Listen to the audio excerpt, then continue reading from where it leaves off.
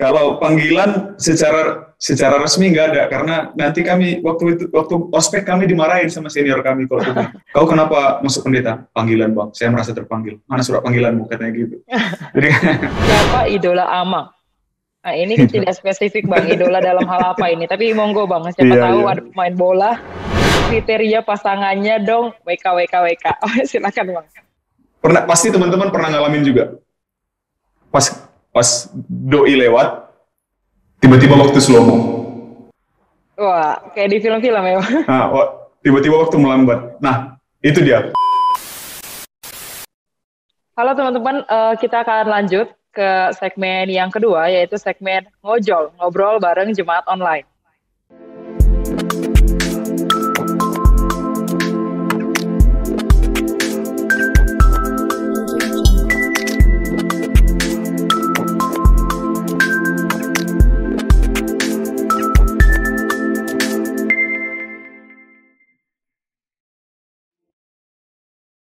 Sudah ada beberapa pertanyaan di sini yang kami tampung, pertanyaan teman-teman yang sebenarnya beberapa ada yang cukup menggelitik karena pasti banyak yang kepo ya tentang pendeta yang sangat famous ini. Tapi kami akan mencoba tanyakan, semoga narasumber kita siap menjawab dan semoga juga bisa membantu teman-teman memenuhi rasa penasaran dan juga memberikan informasi. Kita lanjut dan teman-teman stay tune, kita akan masuk ke pertanyaan yang pertama. Kita langsung ke pertanyaan pertama ya Bang, dari Kronika Yulia. Tantangan terberat menjadi seorang pendeta. Apa tuh Bang? Oke, tantangan terberat sebagai seorang pendeta itu kalau saya ya, nggak tahu pendeta-pendeta lain. Kalau saya ngalahin diri sendiri. Saya punya banyak kekurangan dalam hal komunikasi. Saya punya tradisi sendiri begitu. Saya dibesarkan di keluarga tertentu yang punya tradisi tertentu, dan saya harus hilangkan itu, harus lepaskan itu, dan berbaur dengan orang-orang yang kemudian dibesarkan dan berada di keluarga dengan tradisi tertentu yang berbeda begitu dengan cara saya dibesarkan. Saya harus komunikasi dengan orang dengan yang berbeda cara mereka diajarkan untuk berkomunikasi. Jadi saya harus masuk dengan semua lini itu. Jadi kalau saya pribadi lebih sulitnya di sana gitu. Bagaimana saya harus bisa menyatu dengan orang-orang yang total berbeda pola pikir, latar belakang, tradisinya, ajarannya dengan saya sendiri begitu. Kadang ngalahin diri sendiri itu kan, ngalahin ego sendiri itu yang paling sulit. Kadang pengen ada yang lihat nggak benar gitu, pengen emosi, pengen marah, aku pendeta begitu, ya gitu kira-kira.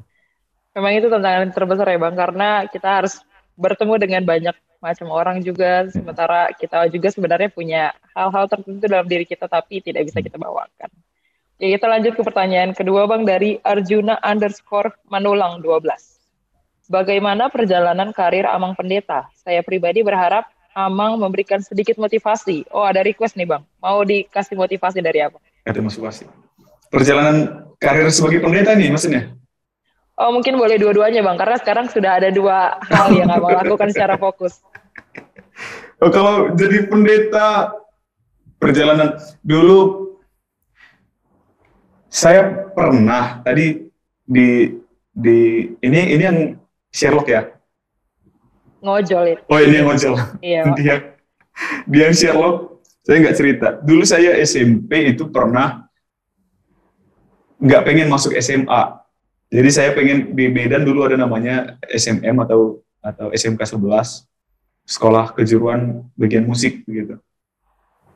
Dan untuk satu dan lain hal nggak dibolehin orang tua. Akhirnya saya masuk SMA begitu.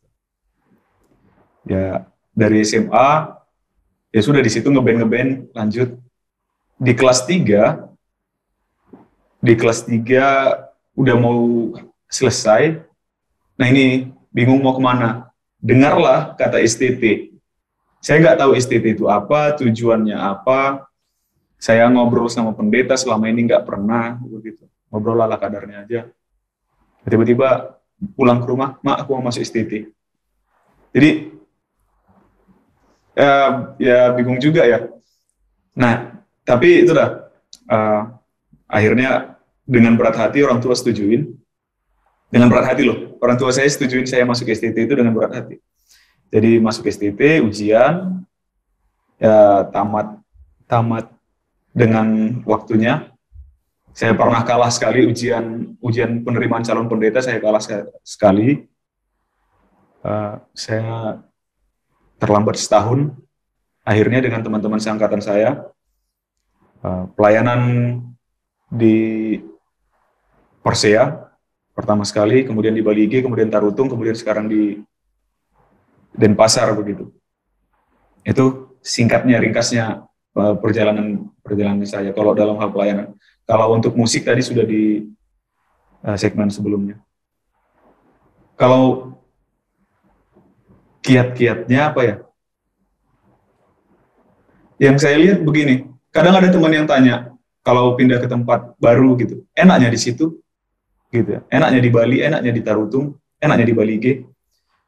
Saya pikir semua tempat pelayanan sama, orang-orangnya juga sama, begitu. Cuman beda casing. Jadi yang di Tarutung itu ada juga di Bali ini, di Denpasar ini, cuman beda casing, beda namanya gitu. Yang baik di depan, misalnya ambil contohnya, yang baik di depan, ngomongin di belakang, yang tipe itu di mana aja ada gitu. Jadi nggak ada tempat pelayanan yang enak dan nggak enak, sama semua orang-orang yang sama semua, cuman beda casing, beda nama, begitu. Jadi semangat lah. Itu satu motivasi saya yang kalau ditanya pelayanan yang enak di mana begitu. Jadi memotivasi lebih ke untuk tidak pilih-pilih tempat pelayanan begitu. Tapi ya begitu dah, semua sama kok, semua tempat pelayanan sama kok begitu. Dihadapi aja gitu ya Bang. Hadapin aja. Ini kita lanjut Bang ke pertanyaan keempat ya. Dari Learnitas Sinurat.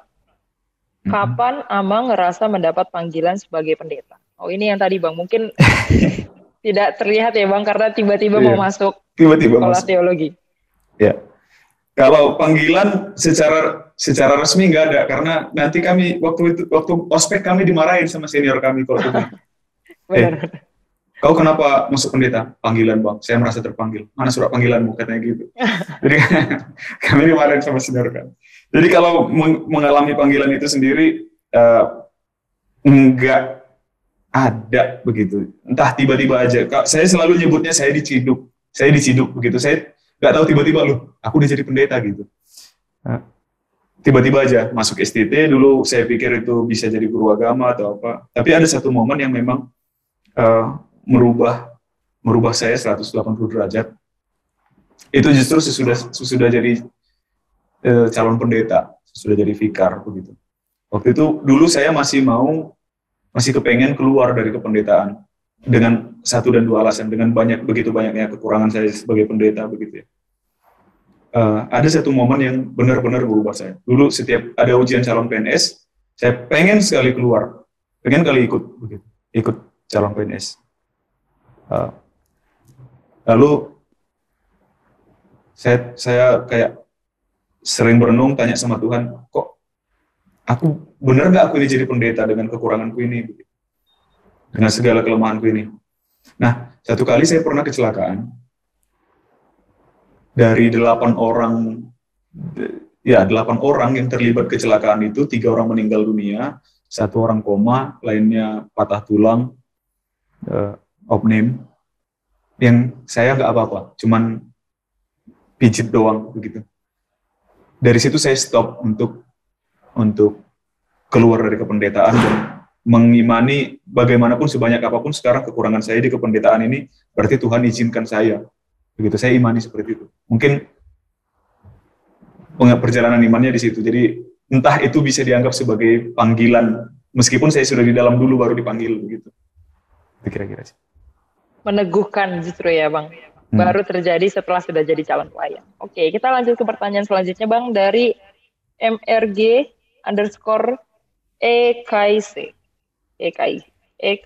ya. Shalom izin bertanya, sejak kapan dan kenapa Amang terinspirasi buat MV atau coveran dari buku ND? Ya. Ini kayaknya dari Instagramku semua ini. Ini kayaknya Napo Sebulun Denpasar ini Bang. Kalau motivasi, kita nggak ada rencana. Dari awal kita nggak ada rencana bikin MV itu, bikin cover-coveran itu. Untuk seriusin di YouTube itu dari awal kita nggak ada. Jadi bikin satu, ada yang suka, lanjut. Bikin lagi yang 789 itu yang menguatkan kita. Yang pertama kan 289, Pos Mahoro Aku. Di Facebook, kemudian upload ke YouTube, masih ada yang nonton. Di 789, itu di Batadoba Kirimon, meledak waktu itu. Nah, sampai akhirnya kita lanjutin dan sampai saat ini. Kalau dari awal untuk bikin serius, nggak ada sih sebenarnya. Terus di 789 itu juga langsung ada yang ngusulin di bawah, Bang masukin Spotify dong. Begitu.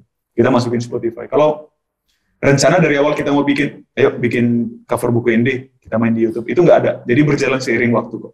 Gitu. Itu kalau mulainya di tahun 2018. Oke.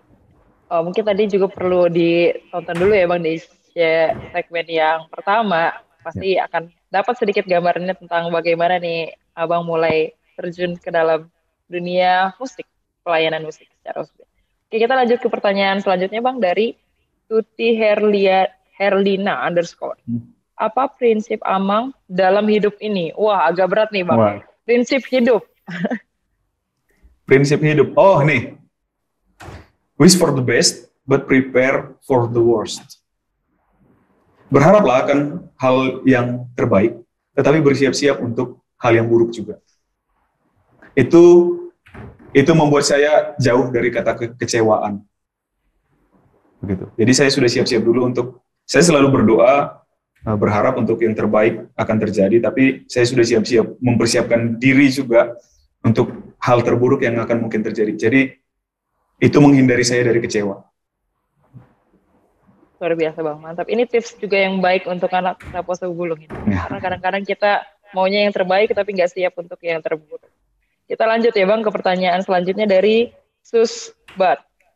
Apa alasan awal Amang mengcover lagu buku ND? Tadi sebenarnya udah Bang bahas ya sedikit-sedikit Bang, tapi mungkin boleh Bang secara khususnya spesifik kenapa buku ND gitu aja Bang. Kenapa buku ND? Iya, saya senang lagu buku ND. Sebenarnya Kidung Jemaat juga enak begitu. Cuman ada di buku ND yang kayak hidden gem gitu, yang tersembunyi, tapi enak kalau di aransemen begini, kayak 289 itu ya. Itu saya aransemen, saya tambahin banyak notasi-notasi lagi, tanpa menghilangkan notasi awalnya. Jadi dikasih legato-legato dengan yang lain-lainnya, atau dinyanyikan dengan penghayatan berbeda, dengan ketika kita di ibadah, yang kita kan sudah dipandu sama pemain organ, sama song leader. Nah ternyata kan di rumah, saya senang nyanyi-nyanyiin itu dengan gaya saya sendiri, begitu, dengan gaya saya sendiri, dengan penghayatan sendiri, begitu. Itu seru, lebih dekat rasanya dengan lidah saya. Begini sih enaknya nyanyiin ini, begitu. Walaupun mungkin soal benar salahnya masih debatable. Ada nanti orang-orang yang bilang, benarnya nyanyiin itu seperti ini, benarnya nyanyiin seperti ini. Tapi bagi saya, enaknya nyanyiin ini seperti ini. Oke.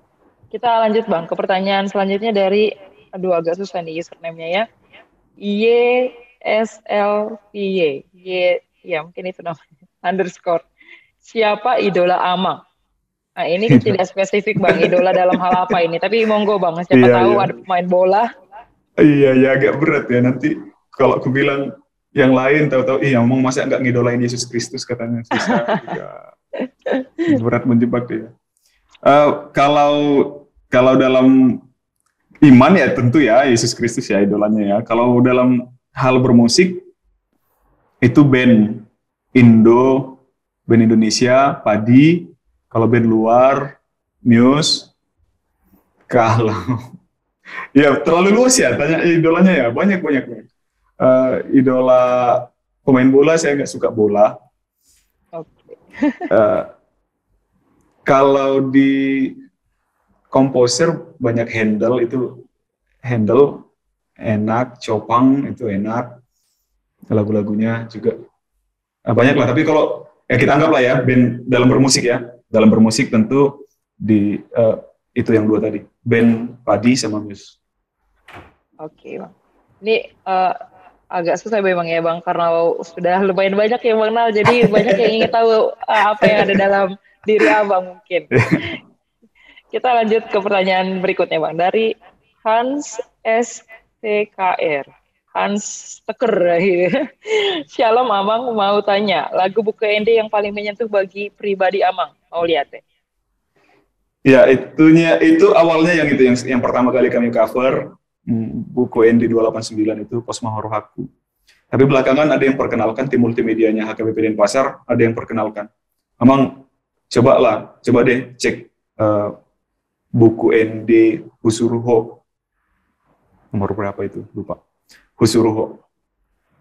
Ternyata seru. Ini lagunya, sejarah lagunya pun seru. Coba saya nomor cek. 700 sekian kalau nggak salah ya. 728 ya, 728 ya. 728 itu Husuruho. Nanti teman-teman yang di pelayanan juga boleh dengerin lagunya, cari tahu tentang sejarah lagunya.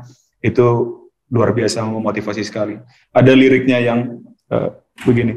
Nang dileai jala diarsahi Husuruho gabi naposoki, begitu. Lihat di lirik berbahasa Inggrisnya pun lebih ngena begitu. Nang dileai, mang diarsahi, itu dekat sekali dengan para pelayan liriknya. Dan ini pasti udah ada ya, Bang, di coveran, nanti bisa sudah. didengerin juga di YouTube, di Spotify boleh. Ini mungkin juga, Bang, kami sebenarnya sering sekali buat ayat harian di TikTok, di Facebook juga, Bang. Tapi kami sering memakai lagu-lagu buku ND yang Abang cover ya. Salah satunya adalah lagu Husuruho ini. Memang kami agak familiar, Bang, dengan lagu ini karena setiap kali pembinaan pasti ada sesi khusus untuk menyanyikan lagu Husuruho ini. Oke, Bang, ini kita masuk ke pertanyaan terakhir, Bang, tapi kayaknya ini paling intens ya pertanyaannya, kalau saya boleh baca di sini. Dari @Faigandatio. Tapi covernya cewek, Bang, meskipun username-nya kita nggak tahu ini laki-laki atau perempuan. Pertanyaannya adalah, apa harapan Amang tentang cover buku ND saat ini dan kriteria pasangannya dong, WK. Silakan, Bang. Penasaran sekali ini kayaknya, Bang. Ini sebenarnya ini, Bang, FYI ada banyak sekali Q&A yang disampaikan kepada kami, dan pertanyaan tentang kriteria ini banyak, Bang. Hanya kebetulan Faigandatio ini yang beruntung kami sebutkan di sini. Silakan. Oke. Jadi yang pertama tadi apa? Wah, Abang langsung gak fokus ya, Bang, langsung beda nih suasananya nanya. Dari gagal fokus. Langsung beda nuansa dia pertanyaannya. Pertanyaannya pertama tentang harapan Abang tentang cover buku ND, dan yang kedua tentang kriteria pasangan, Bang. Oke, tentang cover buku ND. Jadi kita pernah juga sama Heri di channel Heri Utauruk itu bikin lomba cover buku ND. Jadi yang besar harapan kami biar teman-teman yang lain juga mau mengulik buku ND begitu. Jadi biar jangan yang itu aja, jangan yang itu lagi. Ternyata banyak buku ND kita itu kan kaya, dan mari itu bebas dikulik kok begitu. Bebas dikulik buku ND-nya. Ayolah, ada buku ND, buku nyanyian punya kita yang nggak kalah penghayatan soal lirik begitu ya, dengan lagu-lagu zaman sekarang masih bisa lawan lah gitu. Jadi tujuan kami itu supaya orang anak-anak muda, teman-teman pelayan di HKBP, pelayan musik kontemporer begitu ya, mau mengulik lagi buku-buku ND. Mungkin selama ini asik dengerin GPCC, NDC, dulu di zaman saya GMB begitu ya, band-band rocknya Christian rock. Jadi kayaknya udah dipatenkan jadi satu genre terbaru itu, Christian rock begitu. Nah, tapi lihat buku ND gak kalah sama lagu-lagu itu. Jadi untuk cover buku ND, ayo kita rame-rame kami bikin versi kami, nanti teman-teman yang lain ayo bikin versinya begitu. Bagaimana cara kita menghayati lagu-lagu buku ND dengan baik. Nah, pertanyaan kedua yang sungguh Berat ya agak, ini pinggir jurang. Kriteria. Nggak ada sih kriteria tertentu. Kriteria, nggak ada sih kriteria. Ya, pokoknya gini, boleh nggak aku ngomongin di apa ya, di tayangan ini ya. Cuman gini. Nanti kalau sekiranya tidak lulus penyuntingan masih boleh kita cover. Tenang aja, Bang. Sampaikan saja, Bang. Intinya gini, kalau yang aku. Intinya pasti teman-teman pernah ngalamin juga. Pas doi lewat, tiba-tiba waktu slow-mo. Wah, kayak di film-film ya. Nah, tiba-tiba waktu melambat. Nah, itu dia, pokoknya itu. Jadi kriteria yang orangnya kayak mana, yang rambutnya kayak mana, yang pekerjaannya apa, itu enggak terlalu. Pokoknya yang pas dia lewat, waktu slow-mo. Nah, itu dia. Berarti kalau kayak gini agak susah nih, Bang. Kalau teman-teman mau sebelum mau supaya klik dan membuat waktu slow-mo harus menemukan Abang di Denpasar berarti ini, Bang. Tidak bisa secara online ya, teman-teman. Ini saya kasih pesan khusus kepada teman-teman yang sangat penasaran, temui Abang ini di AKBP Denpasar, ya, Bang. Oke, Bang, ini tadi sebenarnya pertanyaan yang cukup jauh dari topik kita, tapi banyak sekali yang penasaran tentang hal itu. Ya, siapa tahu salah satu dari followers Abang yang menyaksikan tayangan ini bisa dapat merimangi sebenarnya kriteria Abang ini seperti ini. Mungkin mempersiapkan diri, Bang, supaya belajar teknik-teknik untuk membuat waktu jadi slow motion. Jadi slow. Oke, Bang, itu tadi menjadi pertanyaan penutup bagi podcast kita kali ini. Dari PA Raja sebenarnya yang mana dulu menjadi tempat familiar bagi Abang, kami mengucapkan sangat terima kasih, Bang, untuk waktu Abang dan di tengah-tengah sibuknya Abang untuk pelayanan, untuk berkarya, masih menyempatkan diri berbincang dengan kami. Kami berharap, Bang, mungkin nanti kalau ada waktu lagi kita bisa ngobrol-ngobrol lagi, dan mungkin Abang bolehlah berkunjung ke PA Raja, Bang, karena memang kami selama ini lebih sering dengar suara aja, Bang. Di sini kan di HKBP PA Raja setiap jam 6 pagi masih di play, Bang, suara Abang. Jadi kami sering bangun tidur dengan suara Abang. Oke, semoga kami bisa berjumpa dengan Abang dan Abang juga bisa berkunjung ke PA Raja secara langsung, dan kita nanti lihat siapa yang bisa menjadi membuat suasana di sini menjadi slow-mo ya, Bang. Terima kasih banyak, Bang, sekali lagi. Sehat-sehat, Tuhan Yesus berkati, Bang. Sampai jumpa lagi ya, Bang. Oke, teman-teman, itu tadi menjadi closing kita di hari ini. Semoga teman-teman sangat terbantu dan juga termotivasi dalam memahami, menghayati kehidupan di dalam bergereja melalui nyanyian buku ND, dan secara khusus bagi teman-teman calon pelayan, dan juga semua yang terlibat di dalam AKBP, supaya kita juga lebih bergiat untuk memahami buku ND, menyebarkannya, dan juga menghidupi apa yang terkandung di dalamnya. Kami juga berharap kepada teman-teman untuk boleh like, komen, subscribe channel ini, dan juga channel tempat Pendeta Firdaus mengcover, yaitu di channelnya Abang Heri Utauruk. Terima kasih teman-teman sudah menyaksikan. Tuhan Yesus berkati. Horas.